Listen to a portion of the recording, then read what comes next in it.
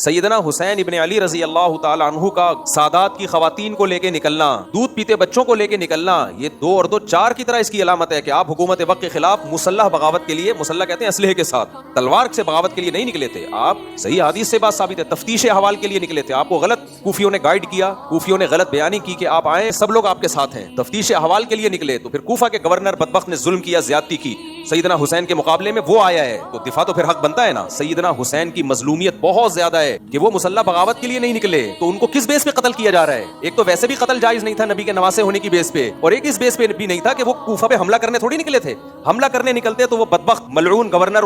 ابن زیاد کہہ سکتا تھا بھائی اسٹیٹ کو خطرہ تھا، بھائی اسٹیٹ کو کہاں سے خطرہ تھا، وہ تو خواتین اور بچوں کے ساتھ نکلے تھے، تم نے کیسے ان کو نبی کے نواسے کا قتل، یہ ایک الگ جرم ہے، اور اس بیس پہ کہ ویسے ہی معصوم خون خواتین اور بچوں کے ساتھ تو ویسے بھی کوئی آتا ہے تو اس کا اکرام کیا جاتا ہے۔ تو ہم جب یہ بات بیان کرتے ہیں نا کہ سیدنا حسین بغاوت کے لیے نہیں نکلے تھے، اس سے سیدنا حسین کی فضیلت کم نہیں ہوتی بلکہ بڑھ جاتی ہے، اور ان کی مظلومیت کو چھپانا نہیں ہے بلکہ اس سے ان کی مظلومیت بڑھ جاتی ہے۔ تبھی تو عبید اللہ ابن زیاد پہ لعنتیں بھیجنے کو ہم فرض سمجھتے ہیں کہ 100 دفعہ لعنت بھیجو بھائی اس بدبخت کے اوپر۔